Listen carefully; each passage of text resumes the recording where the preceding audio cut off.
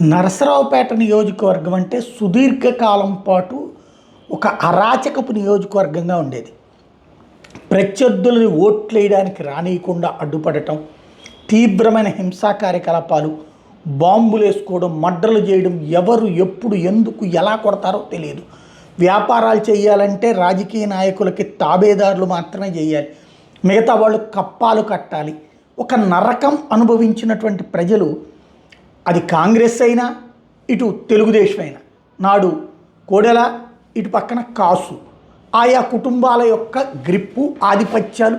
వాస్తవంగా డైరెక్ట్గా కాసు ఏమన్నా ఫ్యాక్షనిస్ట్ అంటే కాదు, కోడెల ఏమన్నా ఫ్యాక్షనిస్ట్ అంటే కాదు. కోడెల ఎడ్యుకేటెడ్, కాసు ఎడ్యుకేటెడ్, ప్లస్ పెద్ద కుటుంబాలకి సంబంధించినటువంటి వ్యక్తి కాసు బ్రహ్మానంద రెడ్డి గారు. అంత వాళ్ళు బాధ్యతగానే ఉంటారు. కానీ కింద ఉన్నటువంటి రౌడీలు, కింద ఉన్నటువంటి ఫ్యాక్షనిస్టులు, ఊళ్ళ మీద పెత్తనం జలాయించే రాక్షసులు, ఆయుధాలు చేత పట్టుకుని తిరిగేటటువంటి దుర్మార్గుల్ని ఒకళ్ళకొకళ్ళు ప్రోత్సహించడం వలన వాళ్ళ ప్రోత్సాహం, వాళ్ళు ఎదగడంతో పాటుగా ఎదుటి వాళ్ళని నాశనం చేసే క్రమంలో చేసిన హింస అరాచకమే నరసరావుపేట నియోజకవర్గానికి ఒక శాపమైంది. దాని మీదన ప్రజలు వాళ్ళిద్దరినీ కాదని చివరికి వాళ్ళు ఎవరొచ్చినా ఓడిస్తూ వచ్చారు. ఆ ఇంపాక్టే చివరికి అక్కడ మంచి వాళ్ళు కావాలి, దాదాపుగా ఒక తరం 2 తరాలు ఆ దరిద్రంతో అనుభవించింది.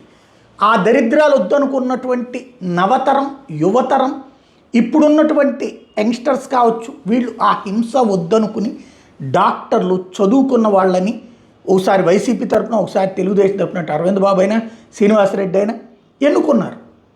ఇవాళ మళ్ళీ ఆ దరిద్రులపు భాషలో పాతకాలం తరహాలో వీళ్ళు ఎందుకు మాట్లాడుకుంటున్నారు, ఎందుకు తిట్టుకుంటున్నారు, ఎందుకు రౌడీలను ప్రోత్సహిస్తున్నారు, ఎందుకు ఫ్యాక్షనిస్టులను ప్రోత్సహిస్తున్నారు, ఎందుకు అరాచకవాదులను ప్రోత్సహిస్తున్నారు, వాళ్ళ కోసం వీళ్ళిద్దరు మాట్లాడుకోవడం ఏంటి? నువ్వు హంతకుడు అంటే నువ్వు హంతకుడు. నాకు తెలిసి ఇద్దరు డాక్టర్లు కూడా మర్డర్లు చేసేవాళ్ళు కాదు, చేయించేవాళ్ళు కాదు, కానీ చేసి అరాచకం చేసే వెధవలని కాపాడుకొస్తున్నారు రాజకీయ అవసరాల కోసం. ఇలాంటిదే కోరుకుంటున్నారు అక్కడ ప్రజలు. ఒక్కసారి మీరు జనం దగ్గరికి వెళ్ళండి. మర్డర్లు చేసేవాడు, ఫ్యాక్షనిస్టులు, బాంబులు తయారు చేసేవాడు, సెటిల్మెంట్లు చేసే ఎదవలు మీకు కావాలని అడగండి. మీ ప్రాంతాల్లో ఎవడు కావాలని అడగండి.